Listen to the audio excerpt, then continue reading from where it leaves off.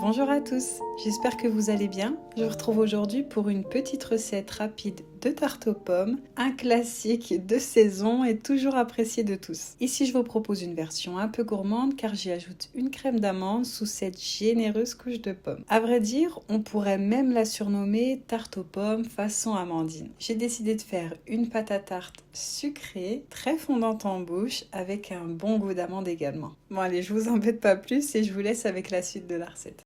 On va tout d'abord commencer par réaliser notre pâte sucrée. Dans un bol, j'ajoute ma farine. Ici, j'ai de la T55, mais ça marchera avec n'importe quel type de farine. J'ajoute par-dessus ma poudre d'amande ainsi que mon sucre glace.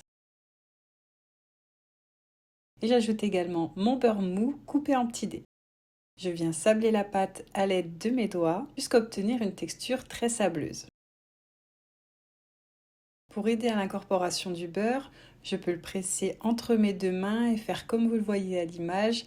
Ça marche vraiment très bien.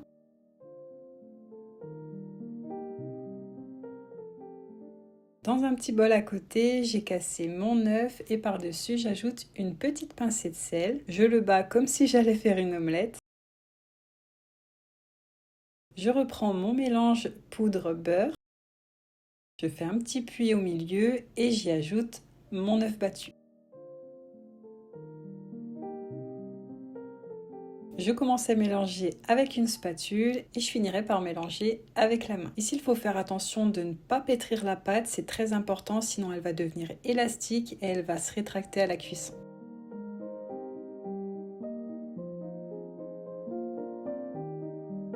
Il faudra donc juste former une boule assez grossière, c'est pas grave s'il reste des morceaux de farine ou de la poudre par-ci par-là, ce n'est pas grave du tout, bien au contraire. Une fois ce résultat obtenu, donc au bout de quelques secondes seulement, je place ma boule de pâte dans du papier cellophane. Je la place au frigo 30 minutes. Vous pouvez la placer au-delà de 30 minutes. Personnellement, je préfère la placer seulement 30 minutes, sinon au-delà, je trouve qu'elle est un peu difficile à étaler par la suite. Pendant que ma pâte repose au frigo, on va préparer la crème d'amande.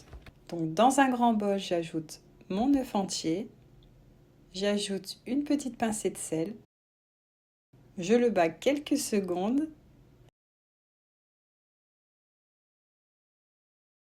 J'ajoute par-dessus mon sucre en poudre, je mélange de nouveau, quelques secondes seulement, pas la peine de trop mélanger.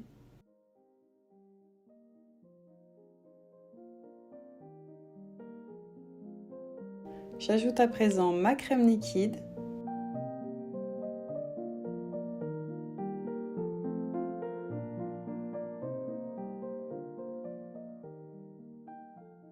Ici, je vous montre que j'ajoute un petit peu d'arôme d'amande amère. C'est facultatif, mais vous verrez si vous l'ajoutez, le goût va beaucoup changer. Et pour finir, j'ajoute ma poudre d'amande. Je finis par mélanger correctement l'ensemble.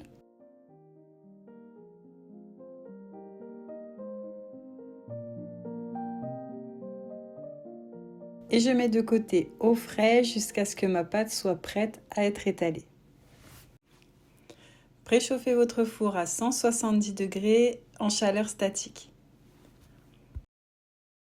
Une fois que ma pâte est prête à être étalée, je la sors du frigo, j'enlève le cellophane. Ces petits tapis en silicone sont hyper pratiques, je vous le conseille vraiment. J'ajoute un petit peu de farine donc par-dessus pour éviter qu'elle ne colle et je vais l'aplatir jusqu'à obtenir la taille désirée. Ici mon moule fait 26 cm donc je vais compter 3 à 4 cm en plus.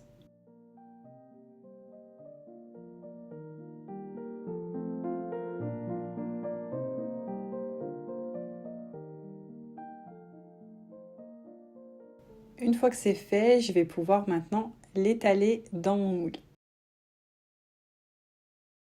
Je l'enroule autour de mon rouleau pour que ce soit plus pratique.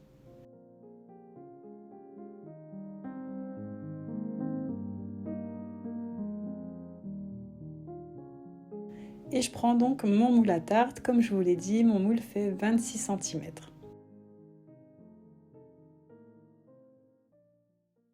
Une fois que ma pâte est à l'intérieur, j'y vais doucement, j'essaye de rabattre les bords. J'essaye de ne pas trop appuyer dessus, je la laisse vraiment épouser les formes du moule.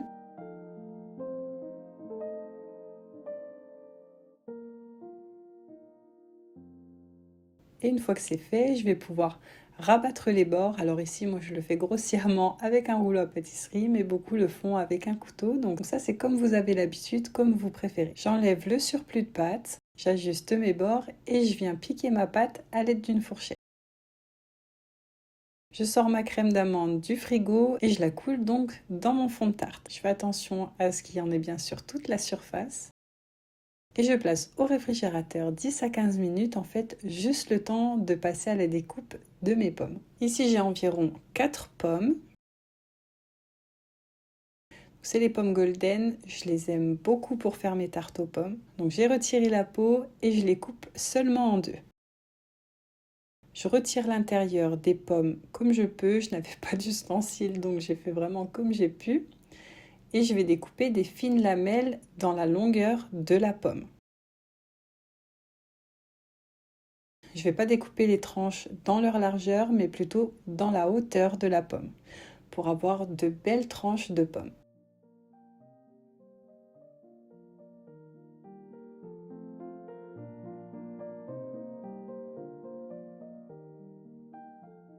J'étale une première partie de pomme comme ceci.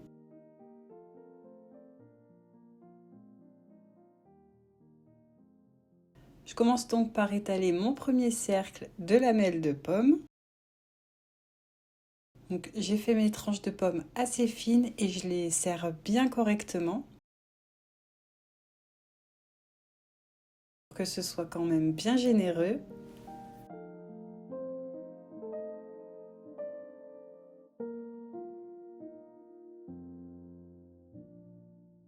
Et je fais pareil, j'aligne mes lamelles de pommes en cercle, mais dans l'autre sens.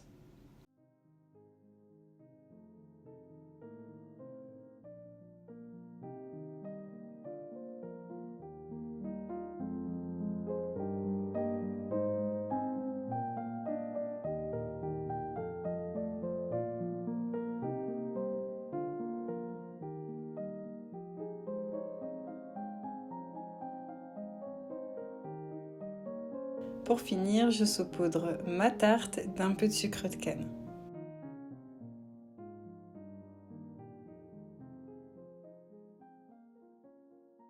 Je l'enfourne donc à 170 degrés pendant environ 50 minutes à 1 heure. Faites attention que vos lamelles de pommes ne brûlent pas, vérifiez bien la cuisson. Il se peut que pour vous ce soit un peu moins longtemps ou un peu plus longtemps, cela dépend des fours. Une fois ma tarte aux pommes bien cuite, je la sors du four et la laisse refroidir quelques minutes dans son moule avant de pouvoir la démouler.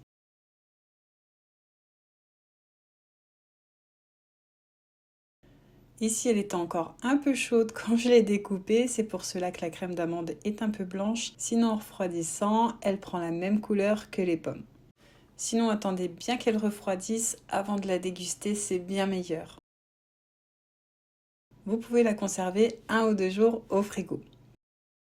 Et bien voilà, cette recette est maintenant terminée. J'espère qu'elle vous aura plu et je vous dis à bientôt pour une nouvelle recette.